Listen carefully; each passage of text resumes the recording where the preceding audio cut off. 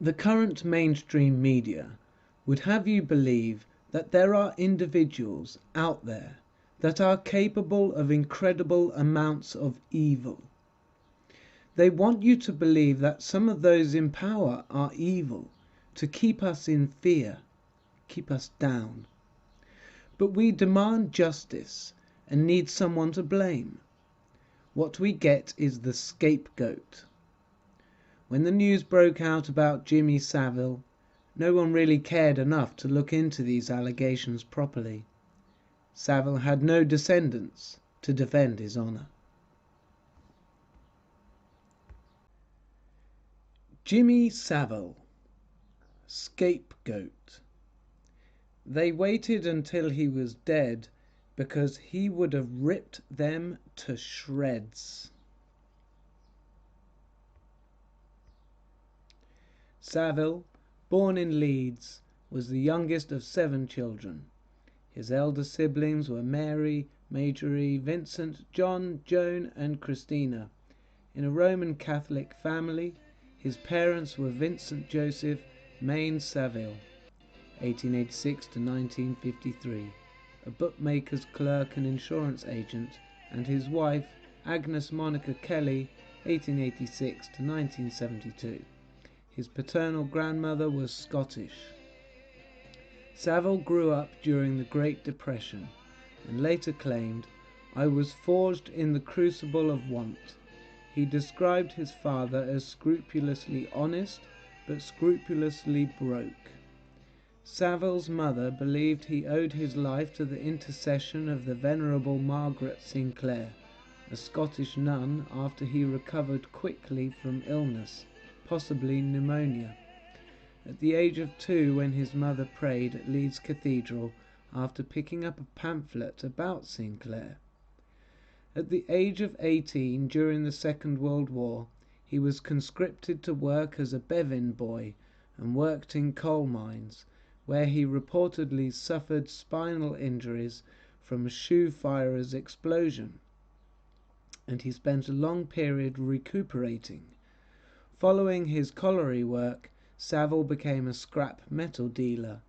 Savile started playing records in dance halls in the early 1940s and claimed to be the first DJ according to his autobiography. He was the first to use 2 turntables and a microphone at the Grand Records Ball at the Guard Bridge Hotel in 1947, although his claim to have been the first is disputed. Twin turntables were illustrated in the BBC Handbook in 1929 and advertised for sale in Gramophone magazine in 1931. He became a semi-professional sportsman, competing in the 1951 Tour of Britain cycle race, and working as a professional wrestler. He said, "If you look at the athletics of it, I've done over 300 professional bike races, 212 marathons, and 107 pro fights." He proudly announces that he lost all of his first 35 fights. No wrestler wanted to go back home and say a long-haired disc jockey had put him down. "So from start to finish I got a good hiding. I've broken every bone in my body. I loved it." Savile lived in Salford from the mid-1950s to the mid-1960s, the later period with Ray Terrett, who became his support DJ, assistant and chauffeur. Savile managed the Plaza Ballroom on Oxford Road, Manchester in the mid-1950s, when he lived in Great Clough Street in Higher Broughton, Salford. He was often seen sitting on his front doorsteps. He managed the Mecca Locarno Ballroom in Leeds in the late 1950s and early 1960s, as well as the Mecca-owned Palace Dance Hall in Ilford, Essex, between 1955 and 1956. His Monday evening records-only dance sessions, admission 1 shilling, were popular with local teens. It was while at Ilford that Savile was discovered by a music executive from Decca Records. Savile's radio career began as a DJ at Radio Luxembourg from 1958 to 1968, By 1968 he presented 6 programs a week, and his Saturday show reached 6 million listeners. In terms of recognition, he was one of the leading DJs in Britain by the early 1960s. The rest we can probably kind of guess, we know. And I'm about to present you with video footage of the man himself and some of his family and his girlfriend in his later life and some of these people who were accusing him after he died. Okay. Here we go, we're going to talk about Jimmy. I knew Jimmy. He was, what can you say about Jimmy? Legend. Did you ever meet Jimmy? I'd never met Jimmy. Well, you would remember if you met Jimmy. A national icon, institution, his bling, his cigars, and then of course there was Jim Will Fix It. Oh, love that. Welcome indeed to Top of the Pops. We've got 7 new tunes for you tonight, starting with Bucks Fizz. He was one of the first and last presenters of Top of the Pops. And good evening, ladies and gentlemen. Welcome indeed to Jim Will Fix It. Made thousands of kids' dreams come true on his legendary TV show, Jim Will Fix It. Dear Jim, please can you fix it for me to drive a 125 high-speed train? I am 6, Robert Fairy. And raise more money for charity than any one person in British history. Sir Jimmy Savile was a national treasure. But sadly, last year, aged 84, Sir Jimmy passed away.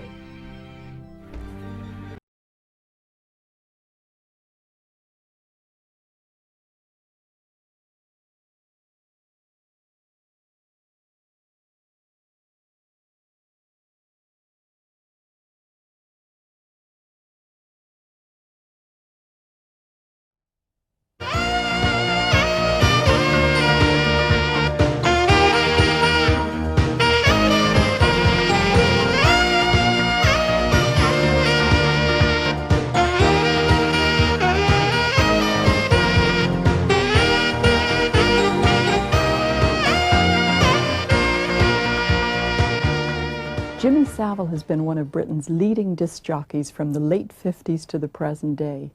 He starred in numerous top television shows, and at the height of his fame he gained huge media attention, taking part in marathon walks to raise money for charity. Then he had an idea, why not actually sponsor a hospital? I met Jimmy recently at his hospital, the National Spinal Injury Centre at Stoke Mandeville, north of London. First of all, Jimmy, I had to talk about what happened to me when I went to visit you in Stoke Mandeville. Yes, we captured you. Oh, you did. We you absolutely you captured me. Because we diagnosed immediately that you may just have some discomfort at the top of your spine. You confessed. I went in holding my head. You did indeed, and we diagnosed it instantly. That's right. See, I'm one of the leading medical practitioners in the world because I know a doctor. Yeah.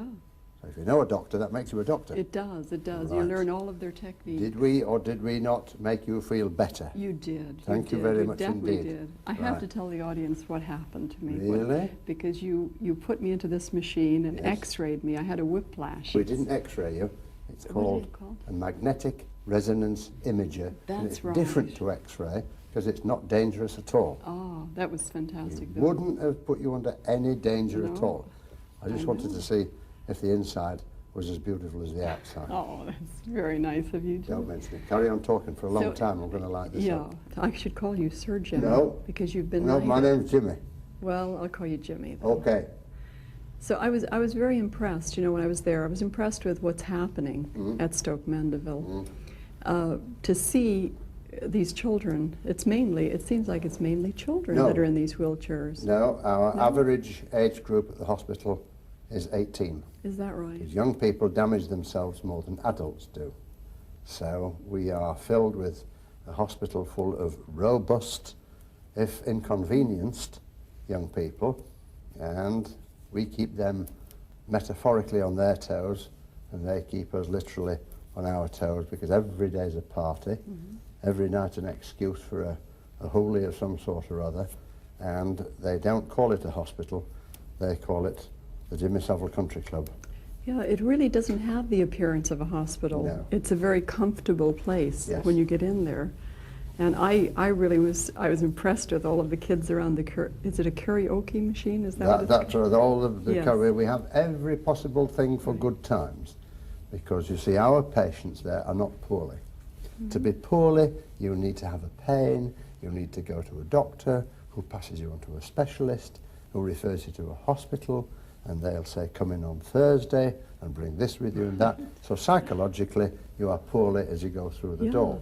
My patients come in horse riding strip, rugby trip, swimming trunks, anything where they've had their accident, and they are not quite sure what's happening, but when they come to their senses and they see me hovering over them saying, hello, how are you? They go, oh, I know where I am now. And that's the start of a 7-month relationship where we grow to be a family. So our whole hospital is geared up for obviously curing, but obviously accommodating. Because in 7 months you'll have an Easter or a Christmas or a birthday or a celebration of some sort, so everybody shares in everybody else's celebrations. And then we have, I named the wards after saints, you see, and so every Saint's Day the ward has a party, and then we have, we'll say, it's a Jewish feast day today, and they say, good, let's have a party, or they'll say, it's a Muslim feast day, oh good, we'll have a party. So That's fantastic. we often have consultants coming, tearing out of rooms and saying, can you turn it down? I can't get on with my work. And I say, well, go and work in a hospital then. Good for if you want it quiet and cathedral-like. You come here, you stand the heat of the kitchen. That's right. I think that's the great thing about it. Twice a year at my hospital we have what we call a children's week. And all our younger patients, the little ones, we bring them back for a week's partying. Right. They look forward to it like it's a holiday. We bring them back, and people say, what a nice thing to bring them back so that you can examine them in bulk. And we say, wrong. We bring them back because in the intervening period of 8 or 9 months, they've learned to do certain things better than we taught them. They found another way of doing things, like they found another way of transferring themselves, or they found another way of doing this or that. So we learn from them. Oh, that's wonderful.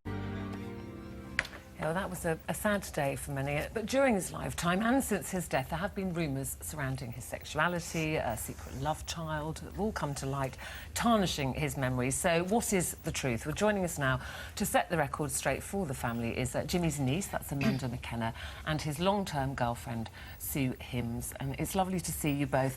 Very difficult for you both, I know, watching that. I noticed you blew him a kiss. Yes. Amanda, do you feel that closeness to him still when you see him like that? In fact, it's really been difficult to really realise that he has passed away.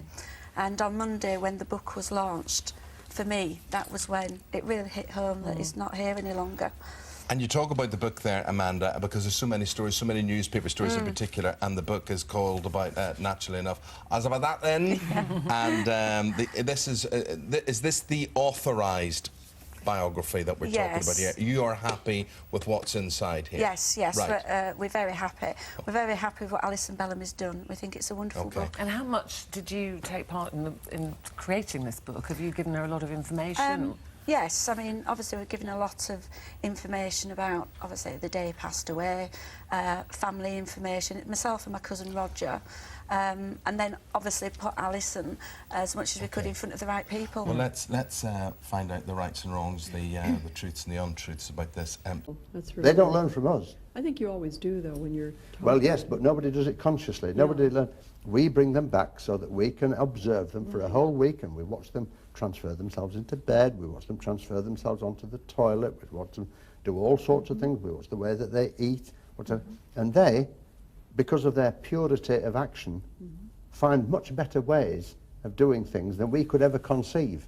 Oh, that's great. So we draw from them, so it's a constant, we give to them, they give to us, we give to them, it's a constant two-way traffic. That's the great thing about that hospital, Yeah, is the warmth, you know, that you've put into it. It's tremendous. It's a world-famous, Stoke Mandeville Spinal Unit is a world-famous unit because that's where it all started in 1946, because in 1946 there was a very wonderful medical person called Ludwig Gutmann, who was a refugee. And at the time, it was the war, before you were born, of course, and before any of your viewers were born. But there it was, with aeroplanes crash landing and things like that, and there was lots of whiplash about. And Ludwig thought, what a terrible waste of marvellous young people, that their bodies should be immovable to a degree, but their brains are still marvellous brains because they've been trained to be marvellous brains. Airline pilots and things like that, flying the bombers and the fighters and all that sort of stuff. So he evolved a system to bring back a tremendous amount of life, movement and hope to people whose bodies were partially or completely paralysed. And that system is the same system that now goes right around the world. And if you go to the Tel Hashomer Hospital in Tel Aviv, for instance, you'll see a big round plaque in the entrance in honour of Stoke Mandeville Spinal Centre. If you cross the cultural divide and the political divide over in Egypt, you'll find the spinal centre there in honour of Stoke Mandeville Hospital. And also right round the world. We're negotiating at the moment to build one in Greece, India, and Glasgow, I think. That's so fantastic. it's all a bit really of fun. Is. Gives you something to do. It's Sue, with you, how long were you and Sir Jimmy together? I met him in '69 and we kind of went out, but in those days he was in Top of the Pops all the time, he was away a lot, so we just went out a few times between 69 and 70, something like that. Then we met up, I got married, all that sort of stuff, then we met up again in '93 and more or less stayed together then right through to him. Were you, let me ask you, and the reason why question marks come up about Jimmy and who he was he a ladies' man, was he gay, was he bisexual? Was that because you were a bit of a secret? Well, Jim liked to, the way Jim got publicity was to be a mystery. It was the way his image, that's the way he branded himself, really. So the more of a mystery he made his life out to be, the more publicity he got and the more people talked about him. Did that not upset you? Did you think, well, I'm kind of, you know, because a lot of people thought he was a confirmed bachelor, but did you not get upset thinking, but I am his girlfriend? I knew it. And also, I had my own life as well. I had a good social life. I had my daughter, my family. I had a career, full-time, busy career. So in that sense, if I'd been married to him, maybe, I think he'd have been a bit obsessed about that. Upset about a lot of things. We're having a chat. fantastic. And just to see the way those young people are, that really impressed me because they're not down at all. They're very happy and they seem very contented. Well, they are. They're at home with each other, you know. They've learned to realise the fact that they have a different life to the one that they had before. Yes. Now, we find something that I've christened the arrogance of the able-bodied. Because we people who are able-bodied think that's the way life is. So we assume a certain arrogance, right? Now, we therefore presume that people with a disability are not complete, which is not true. No. Because people with a disability just happen to have a disability. They're exactly the same as anybody else. Right. It's just that the arrogance of the able-bodied, it's an innocent arrogance, but we had a patient in who went to as part of his rehabilitation, learned to throw a javelin. And so he went to the Paraplegic Olympics in Arnhem, when they held them in Arnhem, in Holland, and he got a silver medal. So he brought the medal back. Now, we're a very hard hospital. We're very tough people, understand? We grump and carry on. And somebody said to him, "Ooh, if you've got that sitting down in his wheelchair, just imagine what you would have got standing up." Oh, no. Now, this lad thought for a moment and he said, "If you offered me my legs back, I wouldn't have them." And we all went, "Give over." I said, wait. I said, "Listen, my legs never did me a favour. When I had my legs, I had no job, no future, no hope, but the dreadful thing was I didn't know the difference in between what was important and what wasn't important. Right. I had my accident and I finished up here with you, Shower, and if nothing else, I've learnt what's important. Right. And suddenly I've been to a foreign country and I've been on a rostrum like you see on the television, and I've got this silver medal." He said, "You can stick to the legs, He says, I don't want them back. That's He says, because this is a much better life. And he actually meant what he said. it's a great attitude. to So you have see, in the arrogance of the development. everybody, we never Yes. presumed that anybody would want to do that. But before you judge, be careful. That's right. Chuckle here, but you know, we've all read things that people are saying about him. What angers you the most? What you hear, and what would you like to nail as completely untrue? All of it. All of it. There's absolutely nothing there. People make those stories up because there's no information being I saw a report on given. Newsnight one night about him, an investigation there. There were always question marks. No, the Newsnight thing never went ahead. Yeah, yeah. So, what would you like to say about him? What in that respect Yeah. regarding Newsnight? Oh, I just think it's all absolute rubbish, and unfortunately, I think in this country nobody's allowed to be that good, that kind, This was about that him lovely. talking about him sleeping with underage Yeah, girls. absolute rubbish. Mm-hmm. Yeah, like I say, it's if somebody's that good and that kind and single, then there's got to be something behind it. Didn't and he it once just say, isn't. the biggest secret about me? Everyone's looking for this big There's secret. no secret. Yeah, the biggest There was secret no is there secret. isn't one. How did you get involved with the spinal hospital? Well, with How that did it- particular hospital, I Yes. just called there 20 odd years ago to give some prizes away. You did? And that's all. Got involved. Had to go back to see the patients I'd made friends with on that visit Right. the following week, and then I went back the following week, and I went back the following week, and they said, listen, how about, because they realised I might just be useful to them, they said, how about we give you a room so that when you come here you can stay? I said, where's the room? They said, in the nurse's home. I said, you're on. You're on, I said. And I've lived in a room 12 feet long and 8 feet wide for the last 24 years in the nurse's home, and it's hell. I can imagine. Oh, it's hell. Oh. Jimmy, when when you were a child, did Eh? you ever when you were Child? little, when you were a child, did you ever think that you'd end up being the person you are? Well, naturally not, because when you're a child, you never think anything, do you? But did you want to be a great actor or a great Not really. television personality? When I was a child, I was the youngest of a big family of 7. Right. When you are the youngest of a family of 7, and if you don't have any money in the family, you finish up with a closed mouth, because nobody listens to you anyway, big eyes, because you want to watch everything, because there's plenty going on, and big ears, because you want to hear everything. So the first 110 years of my life, of family life, it was a case of watch, watch, listen, listen, listen. And if I said anything, nobody listened anyway, so there's no point in talking. So all I was human blotting paper, and I absorbed what I saw and what I heard.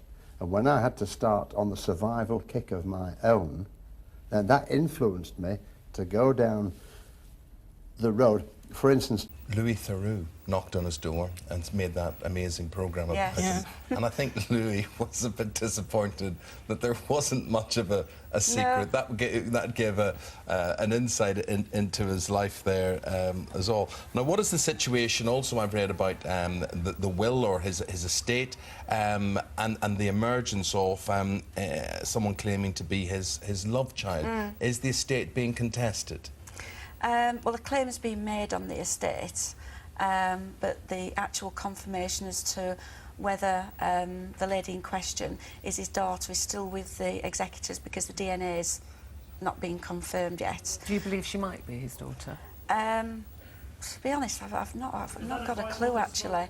I really don't know, but we'll just have to wait and see what the DNA says. But you in between upset time that she's come out now, not just come out to say that she's possibly his daughter, but that she's trying to make a claim on his estate. How do you feel about that? When I first found out about her in the newspapers, which isn't a great way to find out, but initially I thought, I've got 31 cousins anyway, we were an enormous family. I thought, well, great, that's another cousin, and fabulous that there's my Uncle Jimmy's got a child. And before I'd got any opportunity to make contact with her, the next minute there was legal letters coming through, and then that she was contesting his estate, which I do have very strong feelings about that, obviously, because that money's all earmarked for charity. And it's a big What's estate, on there £3 for- million. But are you not provided for, Sue, in that will? Not provided for, no. I was in the will, but not in that sense. And does but that... I don't... I mean, Young people speak to me and they say, I would like to get on. And I say, what sort of getting on do you mean? Do you mean academic getting on? If so, study. Or do you mean getting on in life for things like, you know, a nice house or a car? And some of them will say, oh, I want to get on and I want to have a Dallas-type life. And I say, OK, go into a business where the man at the end of the tube drives about in a Rolls Royce. Because all you've got to do is work your way up the tube. When you come out the other end, you should have a Rolls Royce. But if you go into a business where the man at the other end may be, with all due respect, a professor who lives in a semi, that's all you can reach along that road because the top man lives in a semi-detached property. So you take your choice. Now, I was standing at a bus stop one day waiting to go down the coal mine because I started off life working down the pit. And it was about 5 o'clock in the morning and it was raining and there was about half a dozen of us, and coal miners in the morning never talk to each other. They just stand huddled against this dreadfully hard life, which is the only one they've got. Really, it's the only one they know in a lot of cases. And opposite me, up at these traffic lights where I was waiting for the bus, came a black Rolls Royce, driven by a young guy who was not much older than me. And he'd obviously been to a party because he had a white silk scarf, an evening dress, and the black tie was open, and he stopped at the traffic lights and he looked across like that. And we looked at him, and I was filled with a great joy because I thought that life exists somewhere. And it's only about 24 feet in between me and that. So if I can't make that 24 feet, then I should be junked. And so mentally, success and a Rolls Royce was only 24 feet away. It made it attainable. And when I bought my first Rolls Royce, I thought, well, it didn't take too long to travel the 24 feet, did it? You were the woman in his life. No, I truly never thought anything. I'm surprised anybody got anything, quite honestly, because he wanted everything to go to charity. He never spent a penny on himself, apart from his cars. He liked his cars. But he wanted everything to go to charity. We were all surprised to get anything at all. Very surprised. Totally. And I agree with that, because Jimmy used to say, as long as you've got 2 arms, 2 legs and a brain, you're not the needy ones. Spinal injury's needy. You know, the hospitals are needy, and so no. But also with the children. You know, they say that you don't like kids. Hate them. Oh, Hate them. come on. I do. Well, then why do they gravitate towards you so much? Because they know that I don't like them. Because they know. It's an attraction of opposites. Ah. Oh, yeah. And you don't talk down to them, I noticed that. No, because I don't like them. Oh, well, they sure like you. Well, that's Must be all right. They something can that do you're doing they right. can do what they like. But I would never gravitate towards that age group because, not being paternal, I don't have the same, how shall we say, the same appreciation of a kid that size as a paternal or maternal person would have, because I've built myself not to be that way. So kids, sure, if a kid is polite, if a kid is right, or if a kid comes on my TV show, we have a relationship which is almost like a standoff. I don't say yucky things to the kid, and the kid had better watch what he or she says to me, because otherwise I jump down the throat. Right now, there's no malice in that, and they appreciate that enormously. So we both know where we are.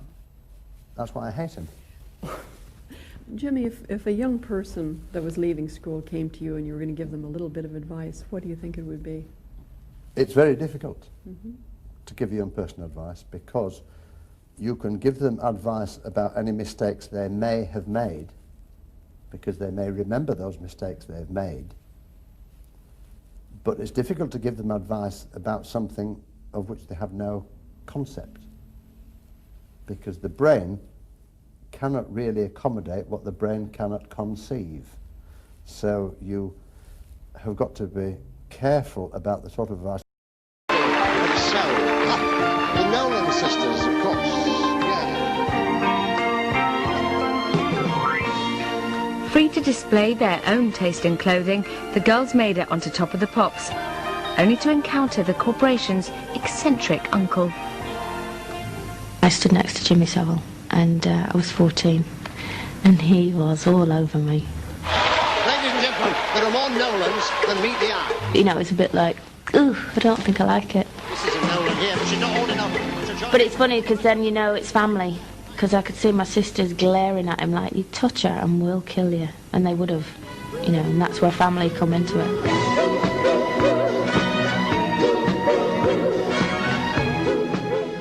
What I would say to them would be that the world is full of people who made it. If they want to make it, they have to keep taking stock of themselves about once every 3 months or a year or whatever to make sure they're heading in the right direction. And to make it is rather like a conical shaped mountain, okay? So they want to get to the beautiful pinnacle at the top that's in the sunshine, and that's where they want to be, and they're in the valley, okay? So they say, there's the pinnacle, I want to reach that pinnacle. So off they go charging up the slope. Now it's hard to go up a slope. And there are bands of clouds all around this mountain, right? So they get into the cloud and they don't know where they're going. They can't see the top, it's disappeared, and they're not quite sure. All they know is it's very hard, very tough to keep going up. So a lot of them go, oh, this is hard. Good heavens, it's a lot easier going down. So they turn around and go back down again. And then they say, wait a minute, there's that pinnacle. Yeah, that's it. Whoa! So you get past the first bank of cloud, and then you say, hey, there's the top. Terrific. Then you come in the second bank of cloud, and it's much easier to go down. So I say, try to keep that sort of thing in your mind, and when it gets tough, and you're not quite sure, well, keep going, because tough has got to be good if you want to get up there. And they understand that sort of thing, because that's a picture. Exactly. It's hard going up to success, it's easy coming down, and these banks of cloud or mist mean that you can't see. So it's that sort of thing that I tell them, as against specific items which you can't tell them because they haven't got there yet. You can't put a 40-year-old head on 20-year-old shoulders. Before I watched these, I had absolutely decided that I would not make up my mind, because he's not here to defend himself. It seems utterly unfair. But I must say that what these women say is so matter-of-fact. They corroborate each other. The style of the abuse and the attack on them was absolutely consistent one with each other.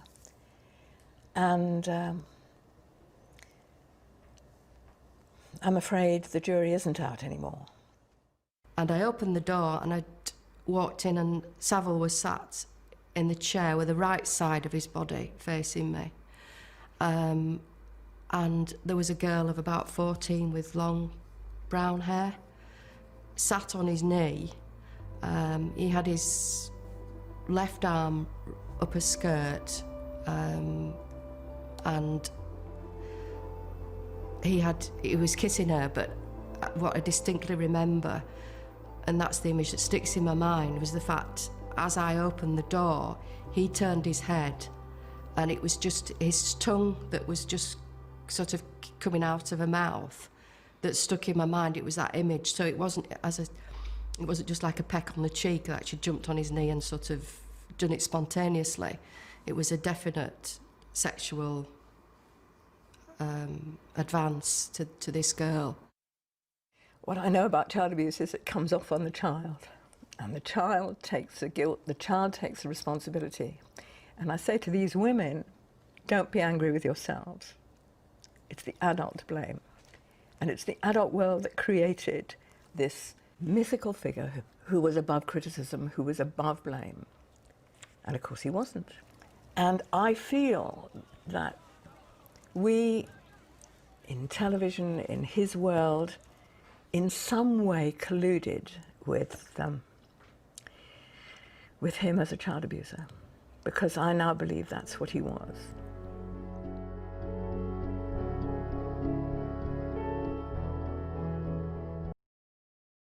Started to build the spinal centre. It was a one-man band type situation, and we started the concept of it, got the £10 million, which in 1981 was a lot of money, and built it all in 21 months, which was the fastest building ever to be built, and the only public building to come out under cost. I brought it out under cost. And somebody said to me, I think it was Prince of Wales, he said, "You must be very pleased with all this." And I said, no, the right word is relieved. I was relieved. That it was done. Woo! We've done it. Woo! But that's So it very was relief, not being pleased. What are your future goals? Any To wake up tomorrow, that's my only goal. That's it. What about for television, entertainment, No, business? got it No all. future Got goals? all the You number one feel- awards. You feel good about In what you fact, have? in being a disc jockey, which I quite like, Right. because it's great fun, I won that many number one awards from one of the newspapers that were giving them away, that they decided that they would buy a clock. Right. And they put a plaque on the clock and engraved each year that I won the next number one, instead of buying me something every year. For the Because different. I said, I've got enough plaques, I've got enough table lighters, I've got enough. I said, buy a clock and stick a plaque on. And they used to give them the clock back, and they used to say, 1979. And then the engraver got 1980. Well, that's And there's pretty 11 years on the clock. That's of pretty number one. nice, I would So you've think. got all the number ones. Yeah. All I want to do really, God willing, is wake up tomorrow morning. Well, I want to thank you for being with me and being my guest on Ahead of Our Times. I think you're really ahead of your time. Eh? Yes. Right, I mean I look old. No, Oh, all right then. no, I don't mean you look old. I mean you're ahead of your Okay. time. Oh, I'm ahead in of what my you've time. achieved, really. That's fine. Well, it's always a great honour and a pleasure to sit opposite a beautiful lady, because I realised what I've been missing in life. Oh, thank you, Jimmy. Sir Jimmy, I should say. We should use your full title. Why? Because you're knighted. But I've got 3 knighthoods. You do. Got 3. Oh. I got one from the Queen of Uh-huh. England, one from the Pope, and one from the Eldred of Balta. Wow. So I say to all my nurses, am I your first 3 times a knighter? Used to come to Duncroft. He used to take us girls out. We loved it when he came. Everybody knew he was a perv, and everybody knew that he was going to be groping and wanting sex and wanting other worse things than just plain sex. But he brought lots of nice things with him. We got nice food when Jimmy was coming, and we got lots of cigarettes. He used to bring about 1,000 cigarettes with him at the time, and of course cigarettes was the currency in that kind of environment.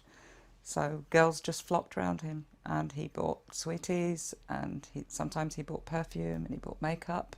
A lot of things were duty free, and he just lavished gifts on everybody and was all jolly. And then he wanted people to come out for a ride with him in his car. Jimmy Savile took me out in his car one afternoon and pulled into a lay-by. This had happened before, and he had just sort of groped. There'd been a bit of snogging and groping. But this time he wanted more. He'd hinted on previous occasions that he wanted me to give him oral sex and I didn't want to, and he wanted me to have sex with him and I didn't want to. But on this occasion he promised me faithfully that if I gave him oral sex, he would take me and the other girls to London and we could be on his television show. And of course, like any 15-year-old girl, I suppose, even now, I really wanted to be on the telly and I really wanted to meet all these rich and famous people. We were in an approved school for intelligent but emotionally disturbed girls, and there we were in London on a regular basis, mixing with rich and famous people, rubbing shoulders with celebrities, and it was fantastic a lot of the time, but some of the celebrities were actually not very nice. Jimmy Savile had a girl on his lap and he had his hand up her skirt inside her underwear. And she came from Duncroft and she was 14. We were good friends. The girl that Gary Glitter was having sex with also came from Duncroft. I think she might have been not quite 14. But we were all from Duncroft that day. This isn't easy. It's not easy to come out and admit to something that you're actually bitterly ashamed of. I am ashamed of that. That's disgusting. What I did is you know, it's not easy. It's never easy to admit it, that you were a victim. It's never easy to admit that you did anything that you're ashamed of. And having done it, and then found that it was scrapped, didn't matter, once again, yeah, I felt upset, aggrieved, angry.